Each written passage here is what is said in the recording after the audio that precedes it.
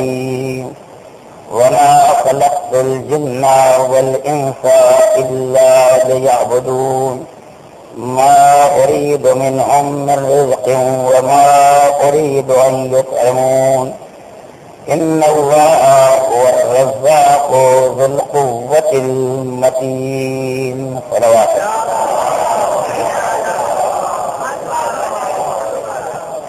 ہم نے انسان اور جنات کو صرف اپنی عبادت کے لیے پیدا کیا.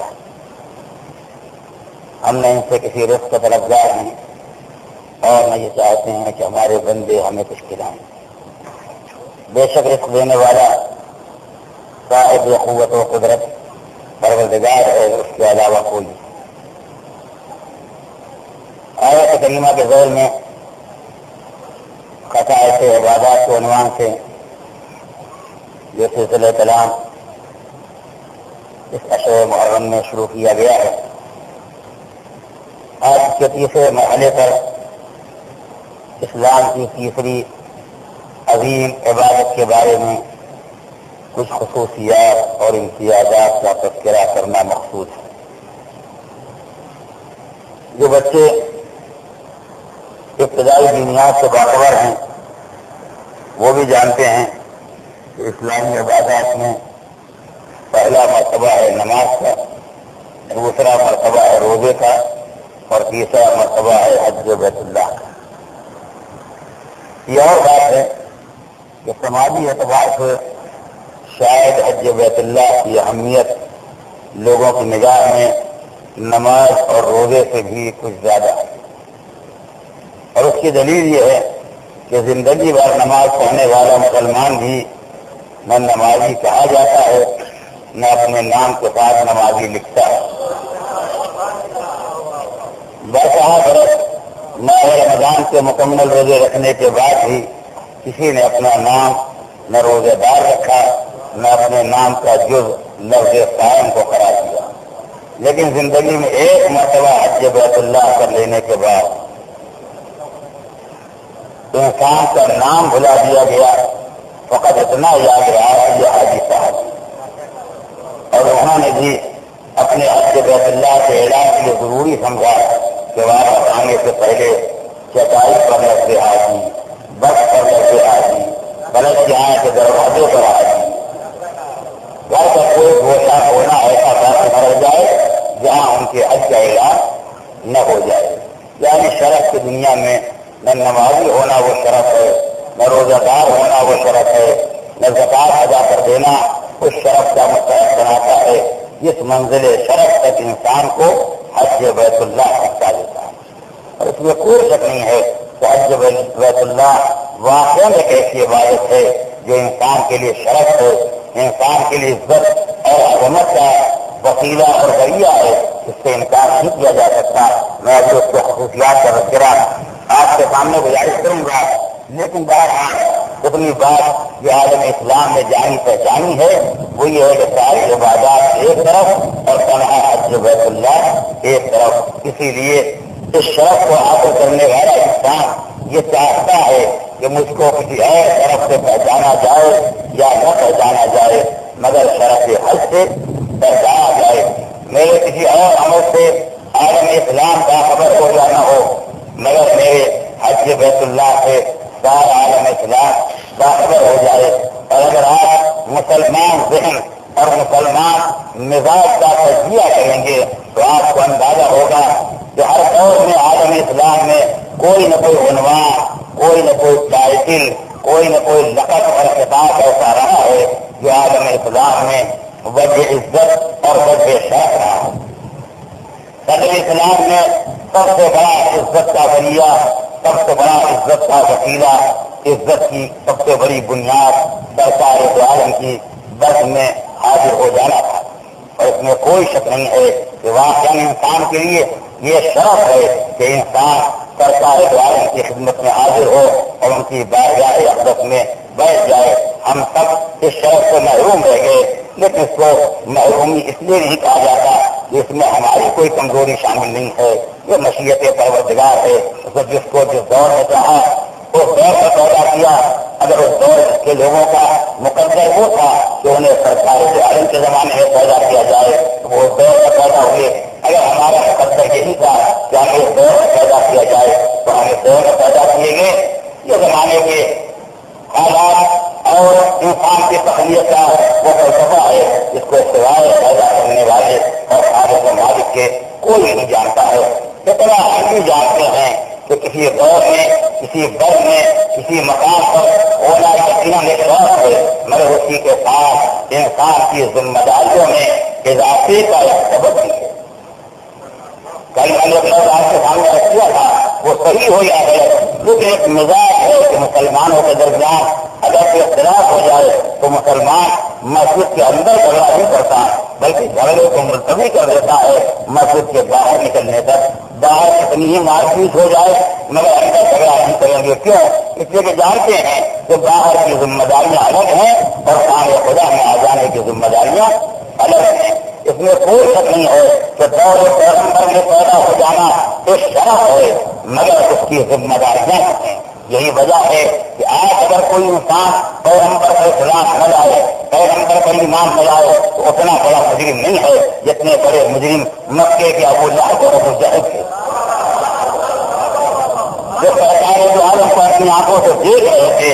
آپ کے کردار آپ کے کرامات کا مشاہدہ کر رہے تھے اور اس کے بعد بھی یہ توفیق حاصل نہ تھی کہ سرکار کا کلمہ کر کے مسلمان ہو جاتے. اگر مکے میں رہنے والا انسان یہ شوق رکھتا ہے کہ پیغمبر کا ہم زمان ہے اسی دور میں پیدا ہوا ہے جس دور میں سرکاری عالم سے کوئی اس اعتبار سے بڑا مجرم بھی ہے تو اس نے اپنے زمانے کا حق ادا نہیں کیا ہے. ظاہر ہے اللہ کی مدد کی کہ ہم جیسے کمزور مسلمانوں کو چور بڑی بات پیدا کیا شاید اس سے دیکھا ہو کہ ہم پہلے پیغمبر کے تقاضوں کو پورا نہیں کر سکتے. ہم سرکار عالم کی مسجد میں بیٹھنے کے تقاضوں کو پورا نہیں کر سکتے. آج اگر ہم کوئی غلطی کریں تو ہم ابو ظبی کے اندر کے مجرم کہے جائیں گے. آج اگر ہم سے کوئی خطا ہو جائے تو اپنے گھروں کے غلط کار کہے جائیں گے. لیکن خدا نہ کرتا کل فرض پیغمبر میں پہنچ جاتے اور وہاں کوئی غلطی ہم سے ہو جاتی وہاں کوئی بے ادبی ہو جاتی وہاں کوئی بد اخلاقی ہو جاتی تو آج کے سینکڑوں بد اخلاق ایک طرف ہوتے اور تنہا کے رسول ایک طرف ہوتا. ہر زمان اور ہر مکان اگر انسان کے لیے باعث سے عزت و شرف کرتا ہے تو انسان کی ذمہ داریوں میں اضافہ بھی کر دیتا ہے. یہ وہ حقیقت ہے جس کو مسلمان بھی جانتا ہے. اور مالک کے کائنات میں خود سورہ مبارک کے احساس میں سرکار عالم کی ازواج مطہرات کو خطاب کر کے اسی بات کی طرف متوجہ کیا تھا. بے شک تمہارا میرے پیغمبر کے گھر میں آ جانا ایک شرف ہے مگر یہ یاد رکھنا کہ تمہاری ذمہ داریاں بھی عام عورتوں سے زیادہ ہیں. لَسُنَّا شَاهِدٍ مِّنَ النِّسَاءِ إِنِ اتَّقَيْتُنَّ تمہارا ہاتھ اور تمہارا احساس عام عورتوں جیسا نہیں ہے مگر شرط یہ ہے کہ تقویٰ الہی اختیار کرو اور خدا پیدا کرو. اس لیے کہ گھر میں رہنے والوں کے لیے تقویٰ کی ذمہ داری ان سے کہیں زیادہ ہے جو گھر کے باہر رکھنے والے ہیں. پروردگار عالم نے ہزاروں نیک بندوں کی نالائق عورتوں کا کوئی تذکرہ قرآن مجید میں نے کیا مگر نوح کی نالائق زوجہ کا ذکر کیا. جناب لوط کی نالائق زوجہ کا ذکر کیا تاکہ انسان کو یہ محسوس ہو جائے کہ بڑے گھر کے جانا شرف نہیں ہے بڑے گھر کا حق ادا کرنا شرف ہے.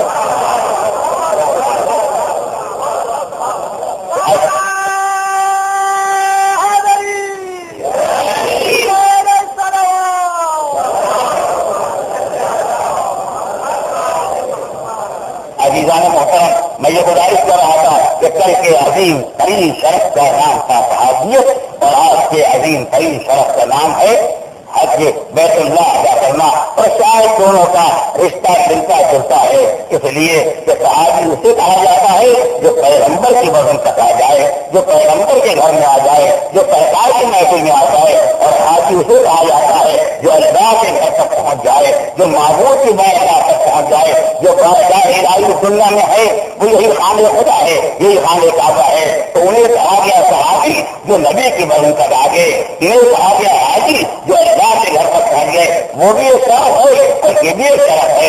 اس کی بھی ذمہ داریاں ہے اور اس کی بھی ذمہ داریاں ہیں. یہی وجہ ہے کہ کل والوں کے لیے بہترین شرف ہوگا اور آج والوں کے لیے بہترین مرتبہ یہ ہے تو جب ہم نے عالم اسلام کے درجات اور مراتب کا جائزہ لیا تو ہم نے دیکھا کہ سارے اعمال، سارا کردار، ساری زندگی ایک طرف ہے اور ایک طرف ہے، حاضی ہونا ایک طرف اور حاضی ہونا دوسرا طرف۔ کل کے طور کا عظیم ترین شخص کا حاضی ہونا آج کے طور کا عظیم ترین شخص ہے حاضی ہونا، یعنی اس کے معنی کیا ہوئے کہ عالم اسلام میں اگر کوئی انسان عظیم ترین حاصل کرنا چاہے تو اس کے عظیم ترین منزل تک جانے کے یہ بتاتے ہیں کہ حج بیت اللہ کر کے حاضی ہو جائے اور اللہ کے تک جا کے حاضی ہو جائے اور نبی کی قبر تک جا کے حاضی ہو جائے، اس سے بڑا تو اور مرتبہ عالم اسلام میں نہیں ہے۔ تو مجھے یہ سوچنا پڑے گا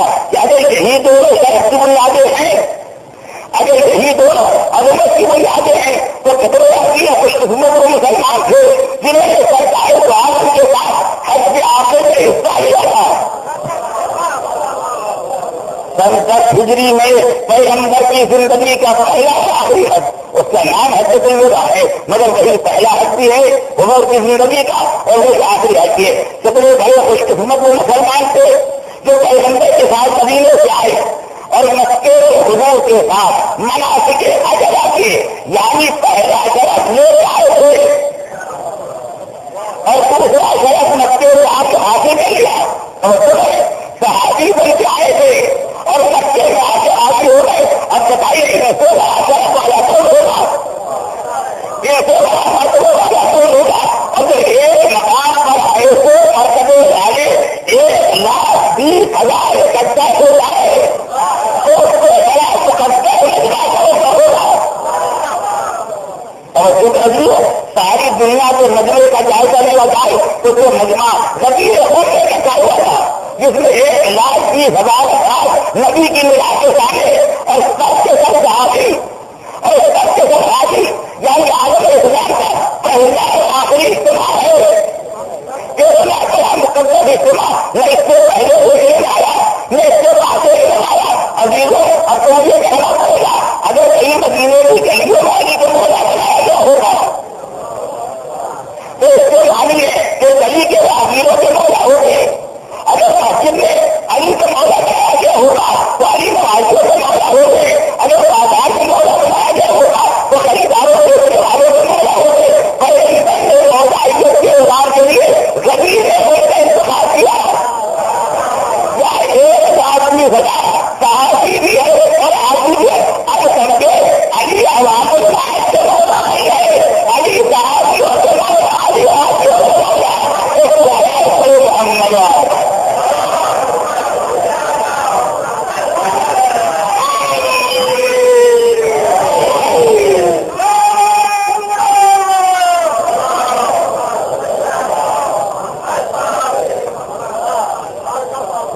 بیت اللہ وہ بہترین عمل اور بہترین شرف ایک مسلمان کی زندگی کے لیے۔ الحمدللہ اب تو وہ زمانہ گزر گیا جب کوئی یہ کہہ سکتا کہ کسی قوم میں حج بیت اللہ کا رواج ہے اور کسی قوم میں حج بیت اللہ کا رواج نہیں ہے۔ اب تو کوئی یہ کہنے کی ہمت نہیں کرتا۔ سب جانتے ہیں ماشاءاللہ میرے نگاہ کے سامنے جو مجمع ہے شاید اس مجمع کا 75% تو وہ یقیناً ہے جو حج بیت اللہ کے شرف سے مشرف ہو چکا ہے۔ اگر آج امکانات نہیں ہے کل استطاعت پیدا ہوگی تو ہر ایک کے دل میں یہ نیت، یہ ارادہ، یہ قصد پایا جاتا ہے کہ جب بھی پروردگار عالم ان شرائط کا مالک بنا دے گا جو حج بیت اللہ کے لیے ہے تو یقیناً انسان حج بیت اللہ کے لیے جائے گا۔ مگر کیونکہ میرے سامنے جو مجمع ہے اس کی ایک بڑی اکثریت ہے جو حج بیت اللہ کے اعمال سے باخبر ہے، لہذا میں اللہ کا خانہ گزارش کرنا چاہتا ہوں تاکہ اس خاتے کے درمیان سے آپ اس عمل کی عظمت کا اندازہ کریں۔ یہ خالی کوئی تہوار نہیں ہے، یہ کوئی مجمع نہیں ہے کہ ساری دنیا کے مسلمان ایک مقام پر آتے اکٹھا ہو گئے بڑا مجمع دکھائی دے رہا ہے۔ نہیں، مسئلہ مجمع کا نہیں ہے، یہ کردار ساز عمل ہے، یہ زندگی ساز عمل ہے، یہ بہترین عبادت ہے جو انسان کی زندگی کو واقعی انسانی زندگی اور اسلامی ایمانی زندگی بنا دے۔ اس حج بیت اللہ کا آغاز کہاں ہوتا ہے اور خاتمہ کہاں ہوتا ہے، جو گئے ہیں وہ جانتے ہیں اور جو جائیں گے انشاءاللہ وہ خود دیکھ لیں گے۔ معلومات کے اعتبار سے انہیں آج ہی معلوم ہونا چاہیے جو اپنے علاقے سے حج بیت اللہ کے لیے جائیں گے تو آج کے حج کا نام ہوگا حج تمتع. اس کا پہلا حصہ ہے عمرہ تمتع اور دوسرا حصہ ہے حج تمتع. تو تفصیلات کتابوں میں آپ پڑھیں گے. میں جو بات گزارش کرنا چاہتا ہوں, اعمال حج جتنے بھی ہیں یہ عمل شروع ہوتا ہے نیت سے. یا انسان عمرے کی یا حج کی نیت کرتا ہے. کوئی عمل کوئی عبادت بغیر نیت تو نہیں ہو سکتی ہے. نماز کی بغیر نیت سے نہیں ہوتی ہے, روزہ کی بغیر نیت نہیں ہوتا. سب یہ کچھ لوگ نیت کرتے ہیں, کچھ لوگ نیت کرتے ہیں. ایسے مسلمان بھی دیکھے ہیں جو نیت نماز کرتے ہیں, یعنی میں 2 رکعت نماز ہو کہ مثلاً پڑھ رہا ہوں یا میں رمضان کروں رکھ رہا ہوں, تو ایسے بھی ہے میں نیت کرتا ہوں کہ نماز پڑھ رہا ہوں, تو اس کے معنی کی نیت نہیں کرتا ہوں. اسے نیت ایک ایسی شے جو انسان کے دل میں ہوتی ہے, نیت کی جاتی ہے, نیت کہیں نہیں جاتی ہے. عمل کی نیت ہوتی ہے, نیت کی کوئی نیت الگ سے نہیں ہوتی ہے. خیر, تو انسان ہر عمل میں, ہر بندگی میں, ہر عبادت میں پہلے نیت کرتا ہے. جب آپ نیت نماز کرتے ہیں تو نیت نماز مکمل ہو گئی ہے تکبیر پر, جس کا نام ہے تکبیرۃ الاحرام. نیت کرنے کے بعد جب آپ کے پاس اللہ ہو تو اس کے معنی کی نیت نماز مکمل ہو گئی. یہ کیوں نیت نماز اب مکمل ہوئی؟ اس لیے وہ کون سا مسلمان ہے جس کے دل میں نیت نماز نہیں ہے؟ آپ اس وقت 9 بجے رات کو اور زیادہ پر بیٹھے ہوئے ہیں, آپ کے دل میں صبح کی نماز کا ارادہ ہے یا نہیں؟ یا یہ کہتے نہیں آ رہے ہیں کہ ایک درجے کی تکلیف ہوئی, 2-4 دن کی نماز معاف ہو گئی. ایسا تو آج اللہ کے مسلمان سوچنے والا ہی نہیں ہے. یعنی آپ ایسے ہیں یہاں اور زیادہ ہے تو ہے تکلیف, مگر آپ کے دل میں صبح کی نماز کی نیت ہے, لیکن اس کے معنی کا صبح کی نماز شروع ہو گئی. یہ بہت زیادہ دوستوں دونوں آگے ساتھ ہو گئے, مسجد بھی ہو گئی, نماز ہو گئی. نہیں, ابھی وہ نیت نماز, اس کو نیت نماز کہا جاتا ہے, وہ مکمل مصیبت ہوگی جب آپ تکبیر کریں گے. یہی وجہ ہے کہ مسلمان کے دل میں زندگی ہے ہر عمل خیر کی نیت رہتی ہے, مگر عمل خیر سے شروع نہیں ہوا ہے. ہر عمل خیر سے شروع ہونے کا ایک تاریخ ہے, اس کی ایک علامت ہے. نماز کو شروع ہونے کی علامت اللہ کو اکبر, حج اور عمرہ سے شروع ہونے کی علامت نیت کے بعد لبیک اللہم لبیک. جب تکبیر کہتا ہے تو نماز شروع ہوتی ہے, اور نیت کے بعد مسلمان جب لبیک کہتا ہے, تلبیہ کرتا ہے, تو نیت حج کو بڑا مکمل ہوتی ہے اور عمل شروع ہو گیا. یعنی اپنے آغاز عمل حج پہلا عمل جو نیت سے بعد کر جان پاتا ہے اس کا نام ہے تلبیہ. بات چاہے جو صحیح عربی نہیں پڑھ پاتے وہ اس کو تلبیہ پڑھتے ہیں. اس لیے عام طور سے ایسے الفاظ اردو میں لکھے جاتے ہیں تو یوں ہی پڑھے جاتے ہیں. وہ تلبیہ نہیں ہے, یہ اردو لفظ نہیں ہے, یہ عربی لفظ ہے, اس کا تلفظ صحیح ہے تلبیہ. تو نیت کے بعد پہلا عمل ہے تلبیہ.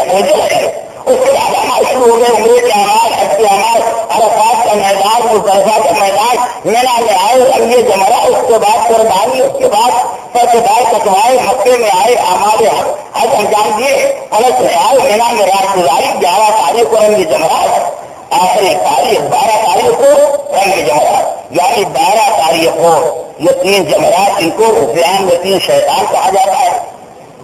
جب آپ نے انہیں کنکریاں ماری, پہلے چھوٹے شیطان کو 7 کنکریاں, اس کے بعد درمیان والے کو, اس کے بعد بڑے والے کو, جیسے 12 دن کو یہ 7 کنکریاں مارتے ہوئے انسان آخری بڑے شیطان تک پہنچا اور اسے یہ 7 کنکریاں مار دی, عمل حج مکمل ہو گیا.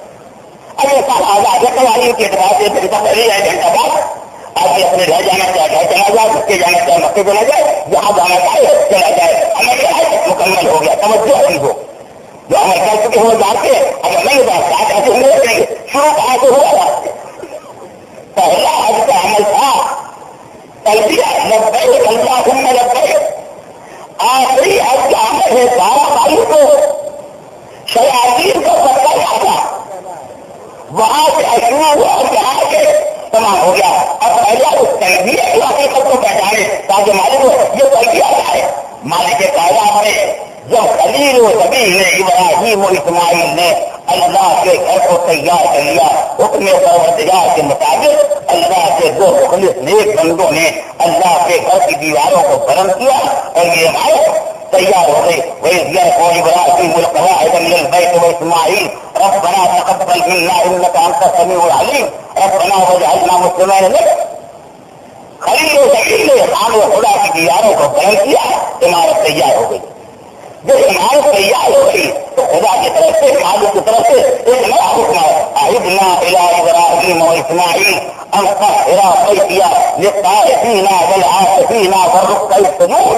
ہم نے ابراہیم و اسماعیل سے عہد کیا کہ مکان تو بن گیا, اب اس مکان کو طیب و طاہر اور خاص و پاکیزہ بناؤ, اس لیے کہ یہاں طواف کرنے والے آئیں گے, اعتکاف کرنے والے آئیں گے, رکوع کرنے والے آئیں گے, سجدہ کرنے والے آئیں گے. میں ہر منزل پر کہہ نہیں سکتا ورنہ میری بات نہ مکمل رہ جائے گی. اب اس میں ہمت کی اور کون تھا؟ کرنے والا پروردگار اور سننے والے اس کے نمائندے. ہم آج جیسے باہمت مسلمان تو پیدا بھی نہیں ہوئے تھے جو کہہ کے پوچھتے پروردگار یہ مکان جو بنا ہے ابراہیم نے بنایا, اسماعیل نے صاف کیا, جبریل نے مٹیریل سامان بیان کیا, یہ پاک کرنے کا حکم کیا ہے؟ خلیل و زمین نے جبریل کی بیانت سے مکان تیار کر دیا اور معبود کا ہم نے ہے کیا ابراہیم و اسماعیل کے. اب اس کو بات بناؤ, اس نے کیا آپ کیا ہے؟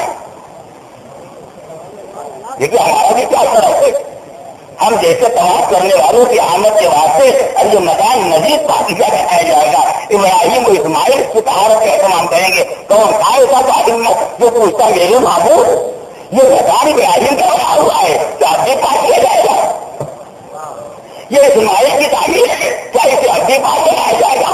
اس میں جبریل کیا آتے ہیں, کیا اسے اب بھی پاک بنایا جائے گا؟ اور کون طواف کرنے والا ایسا آنے والا ہے یہ کتاب بس ابراہیم و اسماعیل کے ساتھ ہے کہ یہ بات بنایا جائے.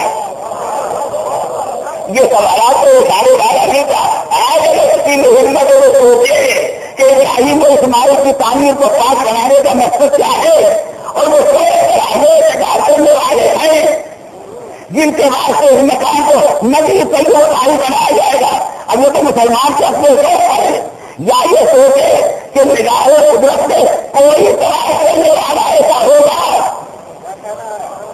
جس کے لیے اس تعمیر کو مزید طیب و طاہر ہونا چاہیے, یا کم سے کم اتنا تو سمجھے کہ پاک کرنے کا حکم اس بات کی علامت نہیں ہے کہ پہلے جاتا ہے. ابراہیم کا پاک بنانا اس بات کی علامت نہیں ہے کہ پہلے کا پاک تھا تو جس کی طہارت کا استعمال پہلے دلا کرے گا. خبردار سے سوچنا جو پہلے کا پاک ہے بڑے پہلے بڑے ہی رشتہ ہے. جب میں سمجھ میں آ جائے گا بہت مزہ ہو رہے سمجھ میں آئے گی تو بڑے محمد آئے.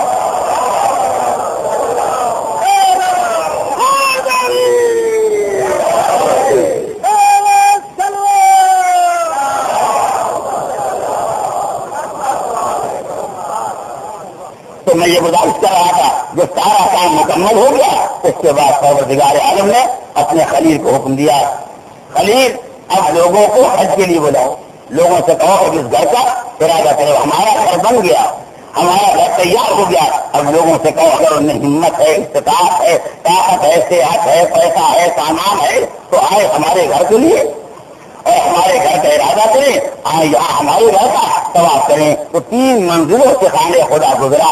پہلے عمارت تیار ہوئی, اس کے بعد عمارت کی تکمیل ہوئی, اس کے بعد مسلمانوں کو اللہ کے لیے بندوں کو حج بیت اللہ کا حکم دیا گیا. جیسے معبود نے اعلان کیا ابراہیم اذن فی الناس بالحج, لوگوں نے حج کا اعلان کرو اور یہ سمجھ لو کہ تمہاری آواز بیکار نہیں جائے گی. یا تو کرے جائے گا, لوگ پیدل آئیں گے, وعلیٰ کل ضامر سواریوں پر آئیں گے اور خالی قریب والے نہیں آئیں گے. من کل فج عمیق, دور دراز کے فاصلوں سے اگر تم بلاؤ گے تو لوگ آئیں گے ہمارے گھر کا حج کرنے کے واسطے. معبود نے حکم بھی دیا اور وعدہ بھی کر لیا کہ تمہاری آواز بیکار نہیں جائے گی. جو تم بلاؤ گے قریب والے آئیں گے, دور والے آئیں گے, پیدل آئیں گے, سواری والے آئیں گے, سب آئیں گے ہمارے گھر کا طواف کرنے کے لیے. تم بلاؤ. مگر مفسرین کہتے ہیں کہ خلیل نے معبود کی بارگاہ میں گزارش کی, پروردگار تو یہ فرما رہا ہے کہ دور والے بھی آئیں گے میرے پاس, تو کوئی ایسا مادی سامان بھی نہیں ہے کہ میری آواز دور والوں تک پہنچ جائے اس کے بعد وہ آئیں. یہ آواز جائے گی کیسے کہ لوگ آئیں گے؟ یہ 20ویں صدی کا قصہ نہیں ہے. کیا یہ ریڈیو اسٹیشن پر کھڑے ہو کے اعلان کر دے ساری دنیا سن دے گی؟ خلیل کی آواز کیسے پہنچے گی کہ لوگ آئیں گے؟ وعدہ الہی ہے آئیں گے، مگر معبود میری آواز کیسے لوگوں تک جائے گی جو لوگ آئیں گے؟ ادھر سے آواز آئی میرے خلیل پریشان ہونے کی بات نہیں ہے، پکارنا تمہارا کام ہے، آواز پہنچانا ہماری ذمہ ہے. جب ہم نے وعدہ کیا ہے کہ لوگ آئیں گے تو علیہ کا ذمہ دار، تمہاری ذمہ داری ہے کہ آواز کو وہ علیہ البلاغ، ہماری ذمہ داری ہے کہ آواز کو پہنچا دیں. اسی لیے اس مقام پر مفسرین نے محدثین نے لکھا کہ حکم پروردگار پانے کے بعد جب خلیل نے آواز دی تو پروردگار عالم نے ابراہیم کی آواز میں اتنا زور، اتنا اثر، اتنی طاقت، اتنی قوت پیدا کر دی کہ ان کا کیا ذکر ہے جو دور ابراہیم میں دنیا میں تھے، جو ابھی دنیا میں نہیں آئے، جو علم معدر میں ہیں، جو قرب قدر میں ہیں، جو خدا جانے کن اسرار و احکام کی منزلوں سے گزر رہے ہیں. پروردگار عالم نے آواز خلیل کو ہر جگہ پہنچا دیا، اسلاف تک پہنچایا، احکام تک پہنچایا. اور روایتوں کا آخری ٹکڑا یہ ہے کہ اس زمانے میں اس وقت کوئی خبر ہے جس نے آواز ابراہیم کو سن کے اس دن لبیک کا نعرہ دیا تھا وہ عبد بیت اللہ سے آئے گا.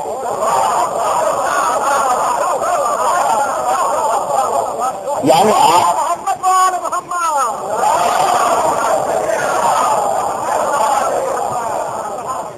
اگر میرے پاس سامعین برا نہ مانے تو میں جملہ کہوں، یعنی آج ہمارا حج بیت اللہ یہ ہمارا کوئی کارنامہ نہیں ہے، یہ ہماری پرانی شرافت کا اثر ہے.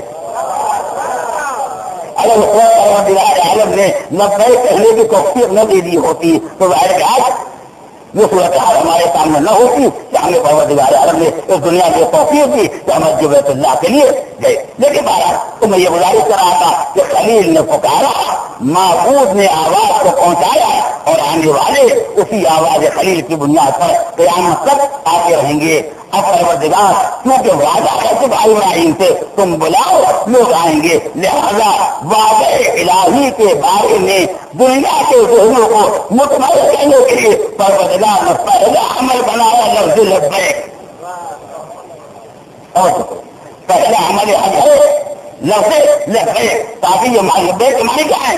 یعنی جیسے آپ کو کوئی پکار رہا ہے اور آپ اس کی آواز سے آواز دے رہے ہیں، کسی نے کہا تشریف لائیے آئیے، آپ نے کہا حاضر ہو گیا، یہ حاضر ہو گیا، یہی ہے عربی زبان میں لبیک، جس کو عرف عام میں آج کی ترقی یافتہ زبانوں میں سر، یعنی آپ نے بولا حاضر ہو گئے، جیسے بچوں کی حاضری ہوتی ہے.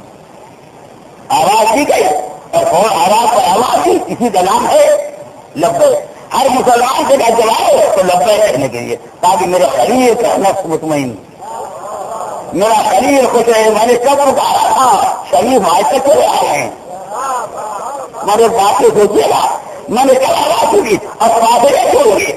جناب عیسیٰ سے لے کے آج ہمارا دور، یہ ہمارا دل جس میں ہماری زندگی گزار رہے ہیں، جناب عیسیٰ سے لے کے اور یہ ہمارا دور 1995 سال تو میلاد عیسیٰ کو ہو گئے، یعنی 2000 سال تو جناب عیسیٰ کی ولادت ہو گئے. جناب عیسیٰ کے 1000 سال پہلے جناب موسیٰ کتنا زمانہ ہوا 3000، اور جناب موسیٰ کے 1000 سال سے زیادہ پہلے جناب ابراہیم. تو اس کے معنی کیا ہے؟ ہم تو اس فلم میں قدر نہیں ملتی جس کو ہم سمجھے تھے بیٹا باپ کے فلم میں ہوتا ہے. خدا جانے کن اخلاق میں رہے ہوں گے. پیغمبر سے ہمارا حصہ آج کے شجرے میں جو آ جاتا ہے وہ 39-40 فٹ کا فاصلہ ہو جاتا ہے کہ جائے کہ جناب عیسیٰ پر اور جناب موسیٰ اور جناب ابراہیم پر. خدا جانے 200 فٹ پہلے، 100 فٹ پہلے، 400 فٹ پہلے ہم کہاں تھے؟ مگر اس وقت ہم نے آواز ابراہیم اور تمہیں پہلے سے سنی اور آج تک کہہ رہے ہیں تاکہ خلیل کے سامنے جو گزارش ہے آپ نے بلایا تھا ہم آ گئے. اب آپ سمجھے کہ آج بھی ہونا غلط کیا ہے. حج بیت اللہ ہے، حاجی صاحب کے ساتھ بنا دیا. اسے حاجی صاحب نے اتنی شرافت پائی جاتی ہے کہ نبی 4000 سال پہلے پکارے جبکہ اس کی آواز آ جاتے ہیں.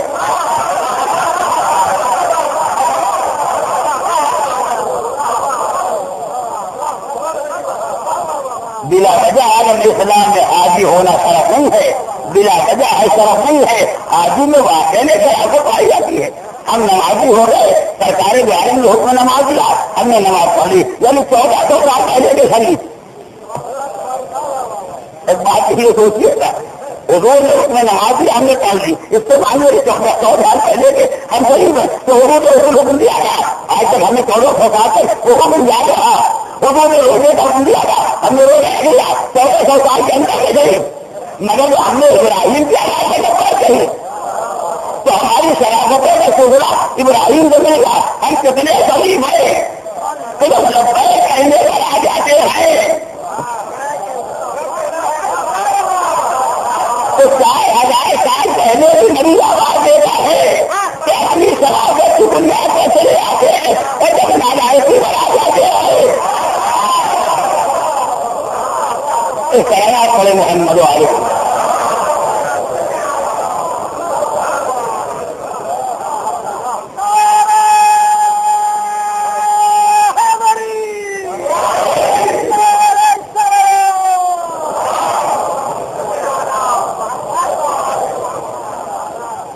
بیت اللہ پر اسلام میں اتنا زور اسی لیے دیا گیا تھا۔ اب یہ ہے کہ آپ آیت حج پڑھیں قرآن مجید کے 4 پارے کے آغاز میں آپ پڑھیں تو آپ کو اندازہ للہ علی الناس حج البیت من استطاع الیہ سبیلا ومن کفر فإن اللہ غنی عن العالمین۔ اللہ کے لیے لوگوں کی ذمہ داری ہے کہ اگر استطاعت ہے اس کے گھر تک جانے کی تو اس کے گھر کا ارادہ کریں اور آئیں حج بیت اللہ کی۔ ومن کفر، اور اگر کوئی کافر ہو جائے تو یہ سمجھ لے کہ خدا عالمین سے بے نیاز ہے، وہ کسی حاجی سے حکم ہوتا نہیں آؤ چاہے نہ ہو، تم نہ ہو تو تم جہنم میں جاؤ گے، خدا کی خدائی سے کیا پیدا ہو جائے گا۔ تو پروردگار سمجھانا یہ چاہتا ہے کہ اگر تم حج کے لیے نہ ہوگے تو ہم تمہارے محتاج ہیں تو ہمارے اپنی آگے بتایا کرو گے، میری خدائی میں کیا فرق آئے گا۔ مگر عربی گرامر کے اعتبار سے پروردگار یہ نہیں کہا کہ اور کوئی حج نہ کرے، وہ یہ سمجھے کہ ہم بے نیاز ہیں، کیا ہمارے کا بات اور جو کافر ہو جائے سارے مفسرین کہتے ہیں حج بیت اللہ اتنا اہم فریضہ ہے۔ توجہ کا ریو میں کیا کہیں سارے مفسرین لوگ چلے جاتے ہیں حج اتنا اہم فریضہ ہے کہ اگر کوئی ادا نہ کرے تو حج کا سارے گھر سے چھوڑنے والا بتایا جائے گا، قرآن کی زبان سے اسے کافی کہا جائے گا۔ آج ہم سمجھے کہ آزاد نبی نے کتنا اثر ہو رہا ہے۔ ابراہیم حج بیت اللہ کے لیے بلائے ایسے زیادہ ہونا ہے تو قرآن کا گاڑی سے مسلمان کیا کرو اسے آگے کہو ابراہیم ہم نے تمہاری عظمت کو پہچان لیا تو تمہاری آواز کو سب پہلے گئے، ہم مسلمان کے آگے کے قابل نہیں ہے، ایک مسلمان ہو تمہارا پیغمبر ابراہیم کے ہم چلائے اس طرح محمد علیہ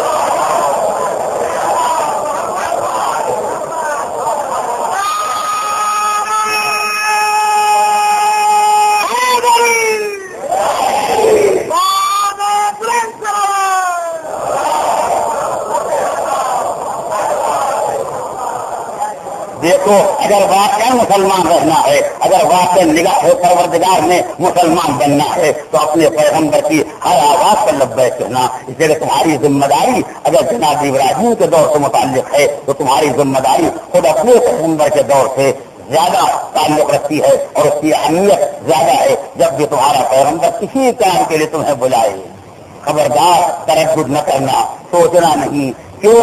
اس لیے کہ پروردگار عالم نے ایک اطمینان مسلمان کو اور دلایا ہے۔ توجہ کریں، ایک اطمینان مسلمان کو معبود نے اور فراہم کیا ہے اور وہ یہ ہے کہ جب پیغمبر اسلام کی آواز پر مسلمان لبیک کہتا ہے تو قرآن مجید وعدہ کرتا ہے مسلمانوں یا ایھا الذین آمنوا ایمان والو استجیبوا اللہ یا رسول جب تمہیں آواز دے اذا دعاکم جب تمہیں بلائے تو ان کی آواز پر لبیک کہو، ان کی آواز کو قبول کرو، ان کی دعوت پر چلے آؤ۔ لما یحییکم اس لیے دعوت پیغمبر میں زندگی ہے، دعوت پیغمبر میں حیات ہے، توجہ بھی آپ ہے۔ یعنی اگر تمہیں خیال پیدا ہو جائے تو بے شک ہماری ذمہ داری مسلمان ہونے کے اعتبار سے یہ ہے کہ ہم سرکار کے ہر آواز میں لگتے رہتے ہیں، لیکن اگر سرکار کے لاج پیسے بانٹنے کے واسطے تو ہم تو یوں ہی لگتے کر دیں گے لیکن حضور نے کہا پیسے لے لے جاؤ، تو ہم کو سوچنا پڑے گا. اس لیے زیادہ خسارے کی بات ہے، گھاٹے کی بات ہے. وہ پیسے خرچ ہو جائیں گے، ہم مر جائیں گے. ہم پیسے کیا کھائیں گے؟ ہمارے بچے کیا جائیں گے؟ قرآن نے سارے اوہام، سارے خوراکات اور سارے خیالات کا جواب ایک لفظ میں دیا. اگر تمہارے پاس 4 پیسے ہیں اور نبی کے کہنے پر تم نے سارے پیسے خرچ کر دیے تو یہ یاد رکھو گے نہ تم مرو گے نہ تمہارے بچے مریں گے. روزی کے اعتبار سے راجب مرے اور دعوت کے اعتبار سے پیغمبر کی دعوت میں زندگی ہے، موت نہیں ہے. نماز جو حقیقوں جب وہ دعوت دیتے ہیں تو اس چیز کی دعوت دیتے ہیں. اللہ اور رسول ہمیشہ اس بات کی دعوت دیتے ہیں جس میں حیات ہے، جس میں زندگی ہے. یہ نہ سوچو پیسے ختم ہو جائیں گے تو مر جائیں گے، مر نہیں سکتے. دعوت الہی میں حیات ہے. میں نے بات یہ سوچیے نا، دعوت پیغمبر ہے، زندگی ہے. تو اگر پیغمبر سارا مال لٹانے کے لیے کہیں تو لٹا دو، موت نہیں ہے، زندگی ہے. اگر پیغمبر جان دینے کے لیے کہیں تو کیا لٹا دو، موت نہیں ہے، زندگی ہے. اور یہ کہہ کے کہ نبی کی دعوت حیات میں موت نہیں ہے. پیغمبر نے 2 اعتراض آزمایا، کبھی مال سے نہیں آزمایا، کبھی جان سے نہیں آزمایا. کبھی جان میرے پاس جانا ہو تو مال سے جانا، دیکھے مال کے خرچ کو زندگی سمجھتے ہو یا مرو. کبھی جاتے والوں کے سامنے آ جاؤ، دیکھے جان دینے کو مرو سمجھتے ہو یا زندگی. اس طرح پڑے محمد والوں. مسلمان کی زندگی ان آزمائشوں سے ہمیشہ گزرتی رہی اور آج بھی گزر رہی ہے. میں یہ گزارش کر رہا تھا کہ آغاز حج ہے لبیک، یعنی خلیل خدا نے پکارا ہے، ان کی آواز پر لبیک کہتے ہوئے اور یہ ابتدا ثابت یہ معلوم ہو جائے کہ تمہارا اگر امتی ہونے کے اعتبار سے توجہ بھی ہو، تمہارا امتی ہونے کے اعتبار سے اگر سرکار دو عالم سے رشتہ ہے تو ملت کے اعتبار سے، ایمان کے اعتبار سے، عقیدے کے اعتبار سے تمہارا ایک رشتہ اس معمار حرم سے بھی ہے جس نے خانہ خدا کی تعمیر کی ہے. اسی لیے تم سے کہا گیا کہ ان کی آواز پر لبیک کہتے ہوئے آؤ. ہمارے 2 رشتے ہیں، امتی ہونے کا رشتہ، شریعت کا رشتہ، احکام اور اعمال کا رشتہ سرکار دو عالم سے ہے. جناب ابراہیم سے ہمارا رشتہ ایمان کا ہے، عقیدے کا ہے. لا نفرق بین احد من رسلہ. ہمارے اصولوں میں کوئی تفریق نہیں ہوتی ہے کہ ایک پیغمبر کو مانیں گے اور ایک کو ناراض ہو گئے اس کو نہیں مانیں گے، یا ایک ہی پیغمبر سے کبھی راضی ہو گئے تو آمنا صدقنا اور کبھی ناراض ہو گئے تو اسے بھی نہیں مانیں گے. ایسا اسلام میں کوئی عقیدہ نہیں ہے. اسلام میں ایسا کوئی تفریقہ جائز نہیں کرا دیا. لہٰذا مسلمان کا رشتہ ہر پیغمبر سے، ہر نبی سے، ہر رسول سے رشتہ ایمان ہے. ہم نے لبیک کر کے یہ واضح کیا کہ ہمارا رشتہ خلیل اللہ سے ہے، ہمارا رشتہ جناب ابراہیم سے ہے. توجہ کریں، یہ تو ہے آغاز آج ہے لبیک، جو اس بات کا اعلان ہے کہ ہمارا رشتہ ابراہیم سے ہے، ہمارا تعلق، ہمارا عقیدے کا، ایمان کا رابطہ خلیل اللہ سے ہے. ہر تمام کا ہوا اب متوجہ، ہر تمام کا ہوا 12 تاریخ کو رنگے جماعت ہے. اب ان سے ہمارا کیا تعلق؟ یہ پلر، یہ ستون، یہ جماعت کے بنے ہوئے ہیں، ان سے ہمارا کیا تعلق؟ کہ ان کی آواز میں لبیک کوئی مگر یہاں بھی تشریف لائیے. خانے خدا کا گھمائے، صفا مروا کا گھمائے، ہر جگہ گھمائے مگر یہاں بھی لائیے.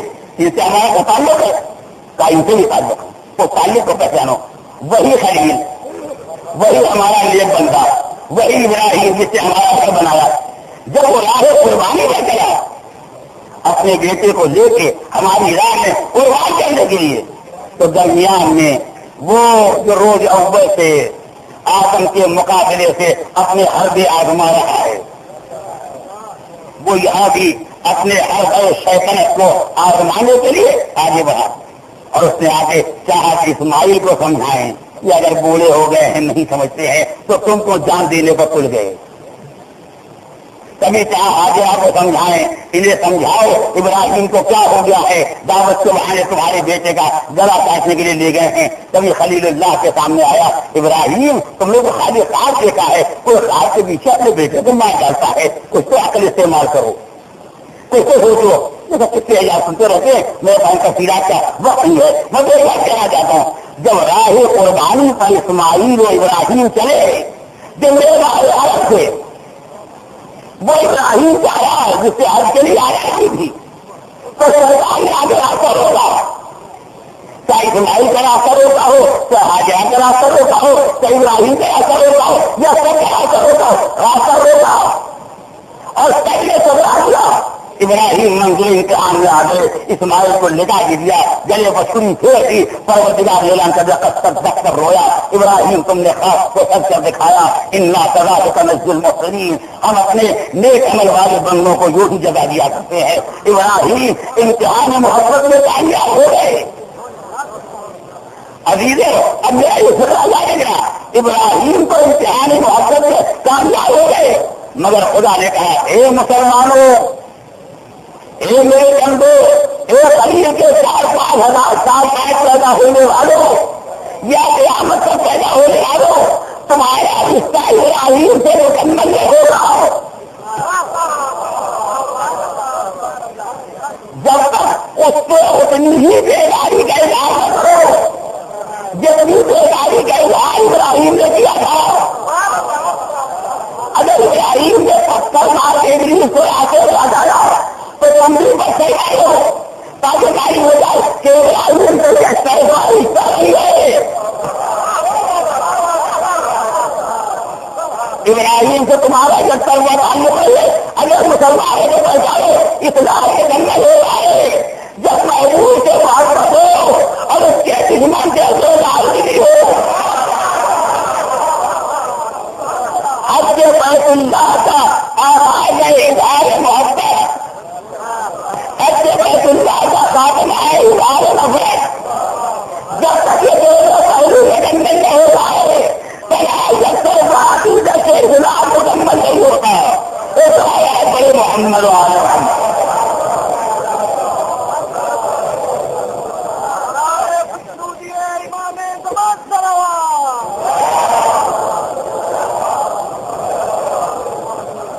नहीं अपनी जालिम होता हूँ। जो मैं गुजारिश करा था एक लम्हे की बात हो चुकी, हज बैतुल्लाह की खुसूसियत आप पहचाने। नमाज कहाँ से शुरू हुई? अल्लाह अकबर से, परवरदिगार से हमारा ईमानी रिश्ता है, वो हमारा खालिक और मालिक है, हमने वहां से शुरू किया। अब क्या हुई? अस्सलाम वालेकुम व रहमतुल्लाहि व बरकातुहू, परवरदिगार से शुरू हुई, अल्लाह के नेक बंदों का खत्म हो गई। यानी खुदा से इब्तिदाई हमारा रिश्ता है मोहब्बत का, अक़ीदत का, ईमान का, इस्लाम का, और ये अल्लाह के लिए करते हैं। यानी मोहब्बत से शुरू हुई नमाज और मोहब्बत आई तमाम हो गई। तवज्जो करना चाह रहा हूं, मोहब्बत ही से शुरू हुई।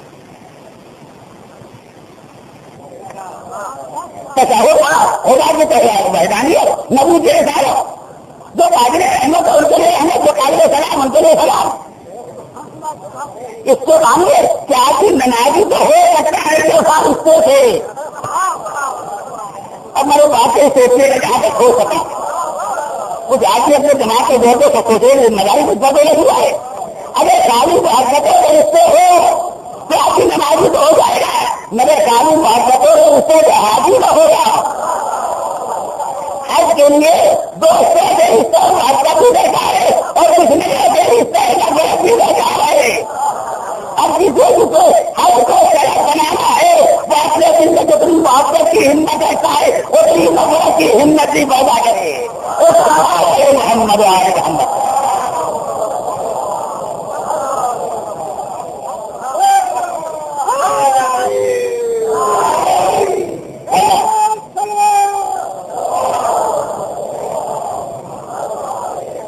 वरना ये हज बैतुल्लाह फिर हज बैतुल्लाह में होगा, खाली खाने खुदा का चक्कर हो जाएगा।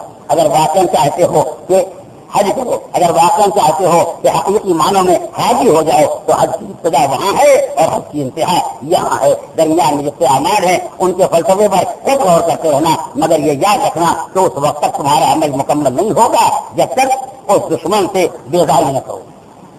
और ये भी याद रखिएगा, ये जिसको इब्राहिम ने पत्थर मार के हटाया ये इब्राहिम की नमाज में आए नहीं हुआ, अब वक्त नहीं रह गया अभी वो باقی انشاءاللہ اگر ممکن ہوا تو کل صبح کی مجلس میں اسی ادا خانے میں گزارش کروں گا. لیکن وہ بات ہو رہا جاتا ہوں یہ جس کو پتھر مار کے ہٹا رہا ہے، جس کی یاد میں آج ہم یہ جماعت ہر حاجی کا فریضہ ہے تو شیطان کے پتھر مارے.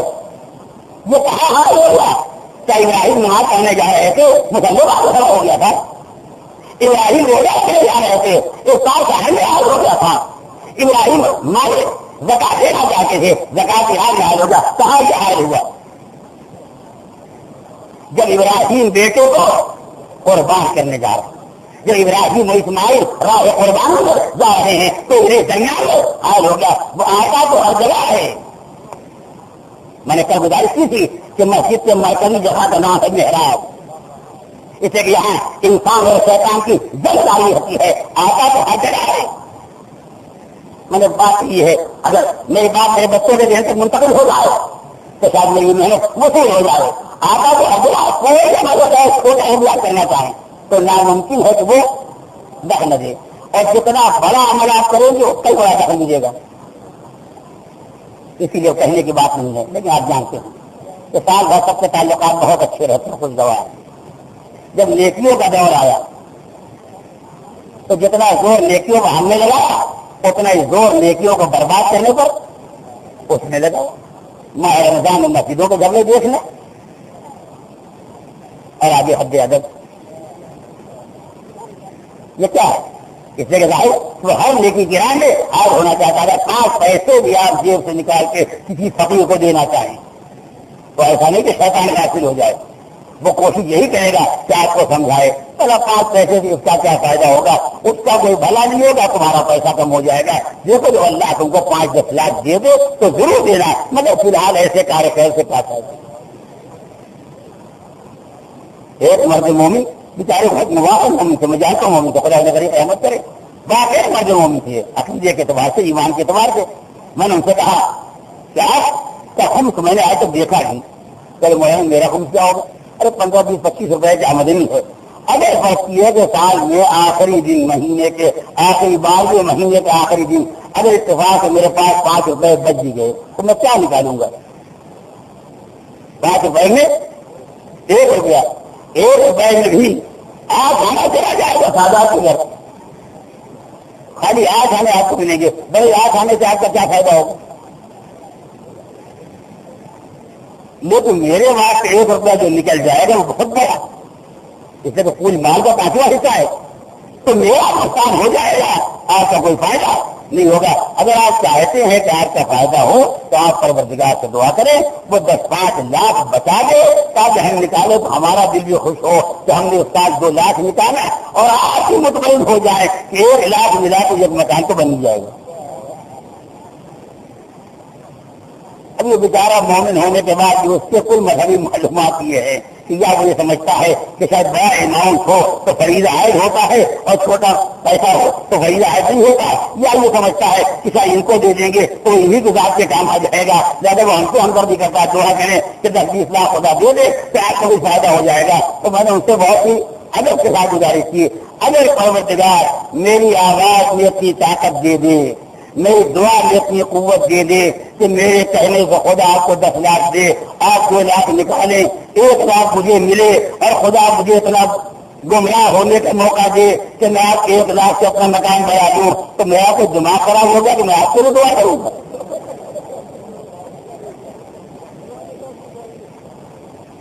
میں پورے 10 لاکھ کی اپنے بات سے دعا کروں گا. اگر میری دعا سے کام ہونے والا ہے تو میں کہوں گا خدا 10 لاکھ بچہ مجھے لے لے، میں کسی کا 10 روپیہ کسی کا محتاج ہوں. تو ابلیس 5 پیسے میں بھی انسان کو گمراہ کرتا ہے، انہیں یہ سمجھاتا ہے کہ اتنے پیسے سے کیا فائدہ ہوگا، اور جس کے پاس 5 لاکھ آ گیا اسے سمجھاتا سوچو اگر 1 لاکھ نکل گیا تو زندگی پر کتنا اثر پڑ جائے گا. پورے 5 لاکھ کا بڑا سامان مل سکتا ہے، پورے 5 لاکھ سے بڑا کام ہو سکتا ہے، 5 لاکھ سے وہ منصوبہ کر سکتا ہے، وہ پروجیکٹ کامیاب ہو سکتا ہے. 1 لاکھ کم ہو گیا تو یہ منصوبہ فیل ہو جائے گا. وہ کہیں چھوڑنے والا نہیں ہے. تو چاہے چھوٹا کاریہ کہتے ہیں چاہے بڑا کاریہ کہتے ہیں تو وہ تو تجربہ کر لیے. رات کو 11 بجے یہاں چلے گئے، تھوڑی دیر یہاں وہاں جاتے رہے، تھوڑی دیر ٹی وی پہ جاتے رہے، اس کے بعد سوئے. وقت نماز آیا، مؤذن کی آواز کہنے میں آ رہی ہے، آنکھ نہیں کھل رہی. کیوں نہیں چل رہی؟ کوئی نیند آپ کو غالب آ جائے گی؟ جی نہیں، نیند انسان کا غالب نہیں آتی، ابلیس غالب آیا، شیطان غالب آیا۔ وہ چاہتا ہے کہ رات کو 2 گھنٹہ جو محنت کر کے آئے اس کو ابھی برابر کر دیا جائے، اس لیے کہ 1.5 گھنٹے میں جتنا ثواب دے کے آئے ہیں وہ مستحبات کا ثواب ہے۔ ایک بات بھی چھوٹ جائے حساب برابر ہو جائے گا، اس لیے کہ مستحب کو چھوٹنے پر قیامت میں مواخذہ نہیں ہوگا، لیکن واجب کے چھوڑنے پر قیامت میں مواخذہ بھی ہوگا، گنہگار بھی ہوگا، مستحب آزاد بھی ہوگا۔ وہ جانتا ہے ترتیب کہ کس کو کیسے گمراہ کیا جاتا، وہ کسی کو چھوڑنے والا نہیں ہے۔ اس سے بیٹھ کے دماغ والی، اس کے بعد اب آرام کرنے کا وقت آیا، خیال پیدا ہوا پڑھانے قرآن رکھا ہے، لاؤ ایک آیت پڑھی دیں۔ ابلیس نے کہا ایک آیت پڑھنے سے کیا فائدہ، نیند بھی خراب ہوگی، ایک آیت سے کوئی فائدہ نہیں ہوگا، ابھی ایک آدھا گھنٹہ 1 گھنٹہ سو لے، جمعے کا دن ہے، اس سے اٹھنا ایک پارا پورا پڑھنا، بس جیسے احساس پیدا کرانے ہوا دیا، ایمان قرآن سب پارا پارا ہو گیا۔ انشاءاللہ 1 گھنٹے کے بعد اٹھیں گے، نہ قرآن پڑھیں گے، نہ یہ توفیق ہوگی، وہ ہر چھوٹے بڑے عمل خیر کی راہ میں حائل ہوتا ہے، اس میں کوئی شک نہیں ہے۔ جہاں جہاں اس کا بس چلتا ہے وہ چھوڑ لگاتا ہے۔ ابھی اور بات ہے کہ خدا نے کچھ ایسے مخلص بندے بھی پیدا کر دیا ہے تو دل کو دے تو پہلے کہتا انہیں نہ بچا سکوں گا، لیکن اس کی شرافت تو اس میں بھی ہے۔ اب بات آئی سوچیے گا جا کے، ابلیس ہے لیکن اتنی شرافت اس میں بھی ہے کہ جن مخلصین کو جانتا ہے کہ نہ رکھیں گے ان کو ڈسٹرب بھی نہیں کرتا، معذور بھی نہیں لگاتا ہے۔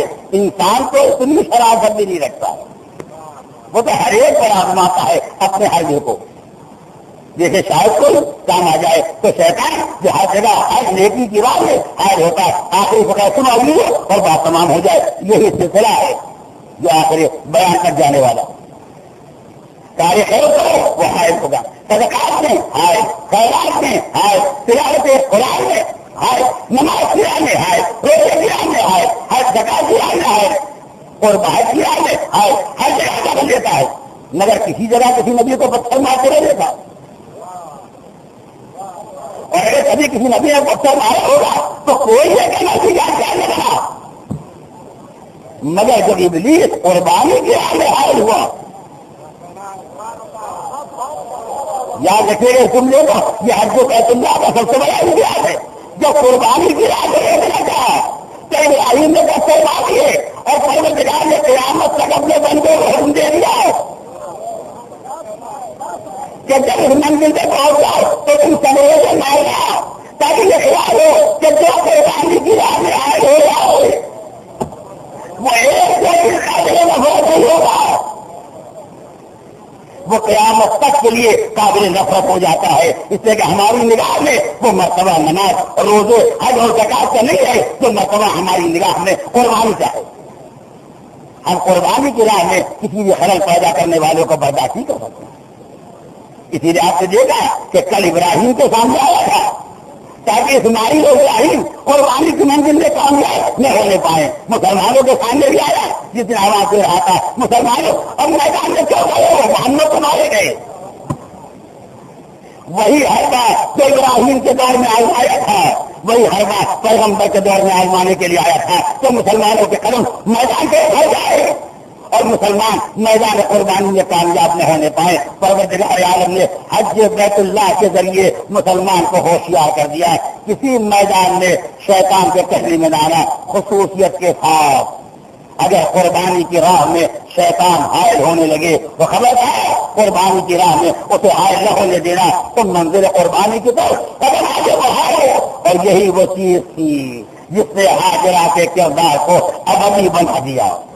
ابراہیم گلا کاٹ سکتے ہیں، مرد ہیں، اسماعیل گلا کٹا سکتے ہیں، مرد ہیں، مگر عورت کا دل نازک ہوتا ہے۔ اسی لیے ابلیس نے جب راہ قربانی میں حائل ہونے کا ارادہ کیا تو ابراہیم و اسماعیل کے ساتھ ہاجرہ پر بھی اپنا حربہ آزمانا چاہا۔ ہاجرہ تم ماں ہو، باپ کا دل سخت ہوتا ہے، ماں کا دل سے نرم ہوتا ہے، مامتا کہاں چلی گئی، تمہیں اپنے بچے کی زندگی کا خیال کیوں نہیں آیا؟ اگر ابراہیم کو اسماعیل کی زندگی کی قدر نہیں ہے تو تمہیں تو قدر ہونی چاہیے۔ اولاد زندگی کا سایہ ہوتی ہے، روکو ابراہیم کو، سمجھا اسماعیل کو، مگر چونکہ حاجرہ نے راہ قربانی میں ابلیس کی بات پر توجہ نہیں کی تو پروردگار عالم نے اس حج کو جیسے یادگار ابراہیم و اسماعیل بنایا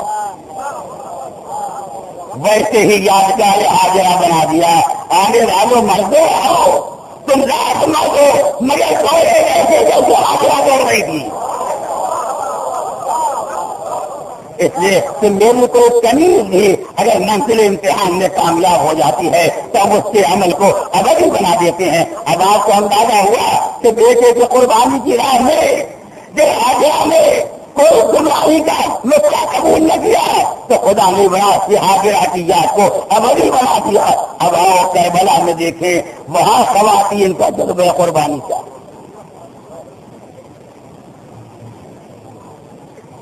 یاد کربلا، یاد خواتین کربلا، مقدرات کربلا کی رات رات بلا وجہ باقی نہیں رہ گئی ہے۔ یہ وعدہ الہی ہے جو ہماری راہ میں قربانی دے گا، ہم اس کی یاد کو مٹنے نہ دیں گے۔ عزیزوں بس آپ متوجہ ہو گئے، میں اپنے بیان کو آخری منزل تک لے آیا، چند لمحے اتنا مجھے کہنے کی اجازت دیے۔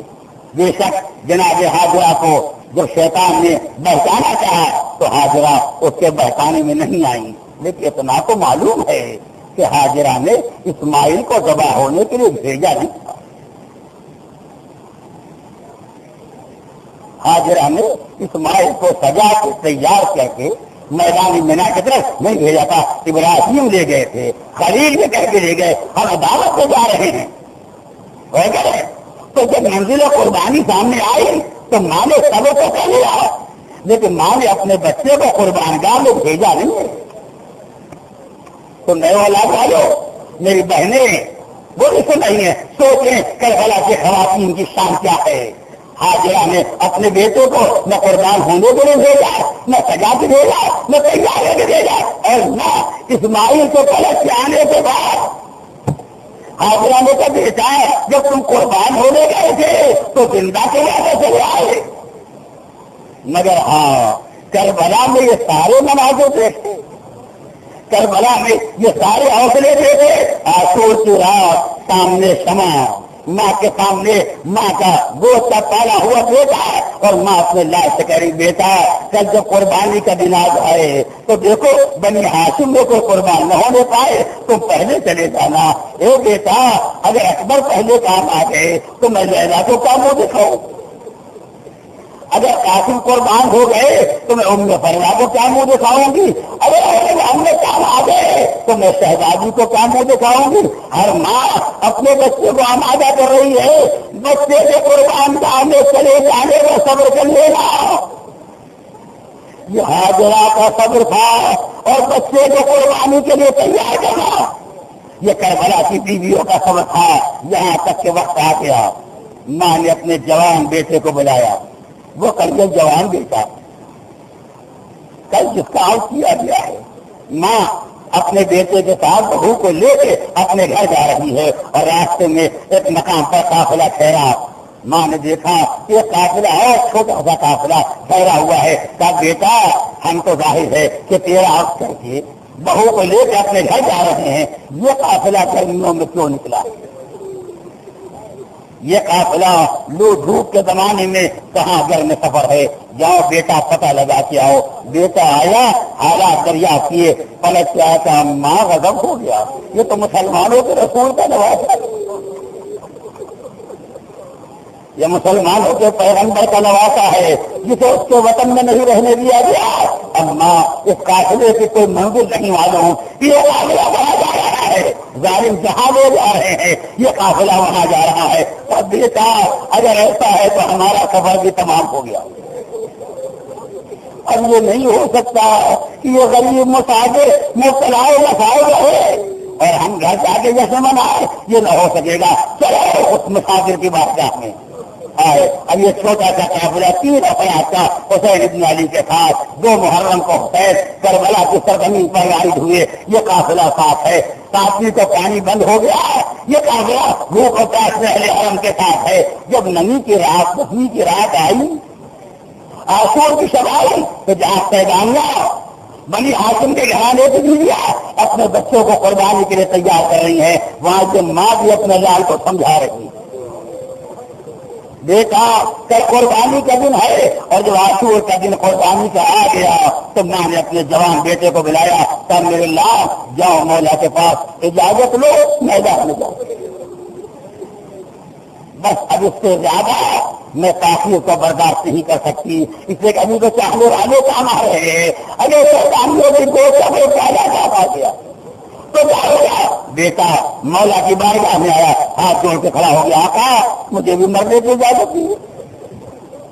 ہاں وہ جوانی کیوں نہ ہو، وہ زمانے کی آرزویں اور منگے ہیں، مگر بیٹا مرنے کے لیے تیار ہے اور مولا کے سامنے آ کے اجازت طلب کر رہا ہے۔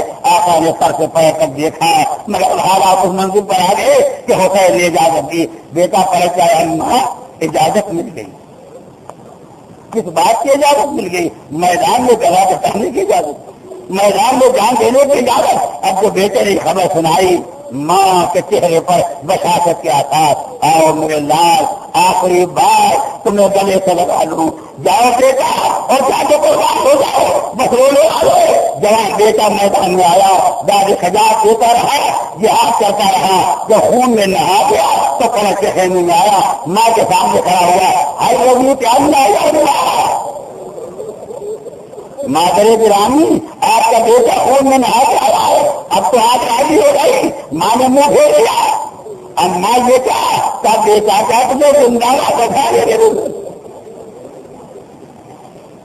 حکم اللہ خدا سے نمبر لائے تو آئے ہمیں آئے محمد سے بس اپنی جملے عزیز ہو گئے، جاتی ہو زندہ واپس آنے کے لیے بھیجا جا اور جا کے قربان ہو جا۔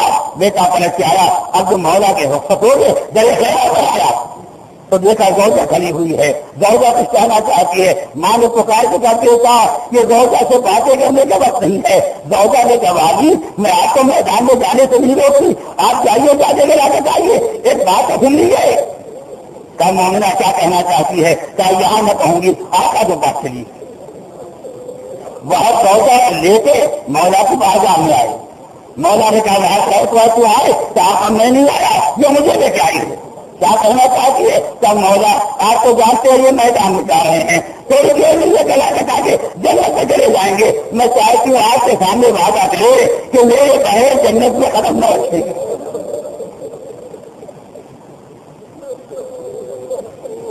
میں تم سب لوگ عزیزوں کو اس راجے پر آیا، وہ وعدہ کرے کہ میرے بہن جنت میں قدم میں رکھے گے، حسین نے کہا مومنہ سردار جوانہ میں جنت میں ہوں، میں وعدہ کرتا ہوں کہ وہاں تیرے بغیر جنت میں جائیں گے، کیا مولا ان سے اس لیے کہہ رہی تھی کہ آج سے بھی جاؤ کہنا تھا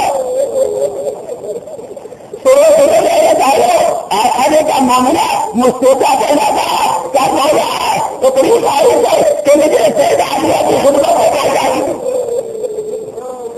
تاکہ عالم غربت و مسافرت میں میرا کوئی سہارا کرے۔